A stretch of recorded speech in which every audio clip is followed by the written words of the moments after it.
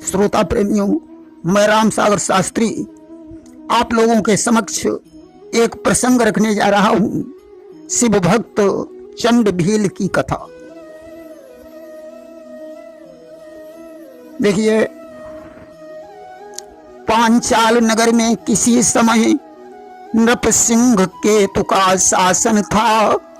रहती थी प्रजा प्रसन्न सदा, इतना सुंदर संचालन था। पांचाल नगर में महाराज सिंह केतु का शासन था। उनके राज्य में प्रजा बड़ी प्रसन्न थी। राजा के शासन संचालन की व्यवस्था बहुत अच्छी थी। राजा भगवान शंकर का परम भक्त था, परंतु उसे शिकार खेलने की बहुत बड़ी शौक थी। राजा अपने भील सेवक चंड के साथ शिकार खेलने जाया करता था। एक दिन की बात है कि एक रोज आखेट का साज सभी सामान सिंह केतु नृप ने किया बन के लिए पयान। एक रोज की बात है, राजा सिंह केतु चंड को साथ में लेकर एक जंगल में शिकार खेलने के लिए पहुंचा। राजा तो उस वन में आगे निकल गया, चंड पीछे रह गया। अचानक उसे एक भगवान शंकर का टूटा फूटा शिवलिंग दिखाई पड़ा। भील ने विचार किया, यहां इस निर्जन वन में भगवान शंकर की कौन पूजा करता होगा, क्यों नहीं इसे उखाड़ कर घर में ले चलूं और राजा से इनकी पूजा की विधि पूछकर रोज पूजा करूं। ऐसा निश्चय करके चंड ने उस शिवलिंग को उखाड़ लिया और अपने सिर पर रखकर राजा के पास आया। राजा से बोला, राजन, इनका इस जंगल में रहना ठीक नहीं था, इसलिए मैं ले आया हूं। अब घर में किसी कोने में इन्हें स्थापित करके रोज पूजा करूंगा। राजा सिंह के तो बड़ा प्रसन्न हुआ। उसने कहा, तुमने ये अच्छा विचार बनाया है। भील ने कहा, राजन, मैं पूजा करने की विधि नहीं जानता हूं, आप कृपा करके विधि समझा दीजिए। राजा ने कहा, चंड, भगवान शंकर के लिए बेलपत्र, धतूरा, भांग, फूल और जल बहुत प्रिय है, परंतु इनकी पूजा में अगर चिता भस्म न मिली तो सब कुछ बेकार है।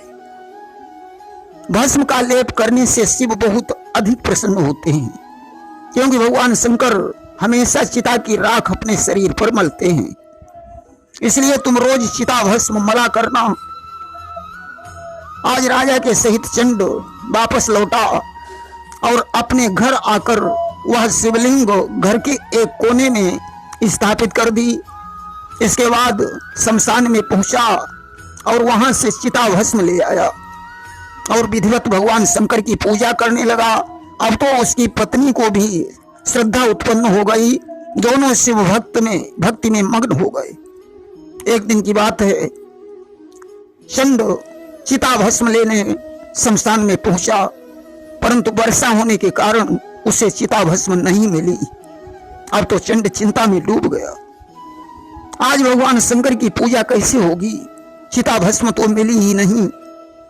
चंड की पत्नी ने उदास देखकर उदासी का कारण पूछा कि क्यों चेहरा गमगीन है, क्या है रंज मलाल, अपनी प्यारी से कहो प्रीतम दिल का हाल।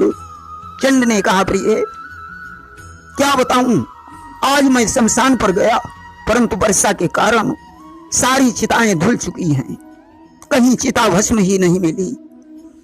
अब तुम ही बताओ, आज शंकर जी की पूजा कैसे करूं। चंड की पत्नी ने कहा, स्वामी, इसमें चिंता करने की जरूरत नहीं है, मैं आपको चिता भस्म दूंगी। चंड ने कहा, तुम्हारे पास चिता भस्म कहां से आई। उसने कहा, एक जुगाड़ है। बोला, क्या जुगाड़ है। बोली, ऐसा करो, तुम लकड़ियों की व्यवस्था करो। चंड ने लकड़ियों की व्यवस्था की। भीलनी बोली, अब इन लकड़ियों से चिता का निर्माण करो। चंड ने चिता बनाई। भीलनी ने कहा, अब मैं इस चिता में प्रवेश करती हूं और तुम बाहर से आग लगा देना, मैं जल जाऊंगी तो बहुत सी चिता भस्म आपको प्राप्त हो जाएगी, उससे भगवान शंकर की पूजा किया करना। आज पत्नी के वचन सुनकर चंड आश्चर्य में डूब गया। उसने विचार किया कि भगवान को पाने के लिए काम, क्रोध, मद, लोभ और मोह का परित्याग करना पड़ता है। आज उसने मोह का त्याग कर दिया। पत्नी ज्यों चिता में प्रविष्ट हुई, चंड ने बाहर से आग लगा दी। अब तो धुआं करके चिता जलने लगी। उसकी लपटों की गर्मी से चंड का मुख प्रचंड हो गया। उसके चेहरे पर एक अलौकिक तेज छा गया। चंड भगवान शंकर का ध्यान करने लगा।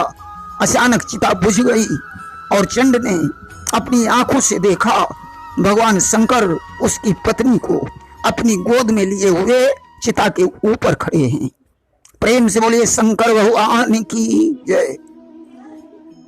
आज अपने आराध्य देव का दर्शन पाकर चंड आनंद से झूमने लगा।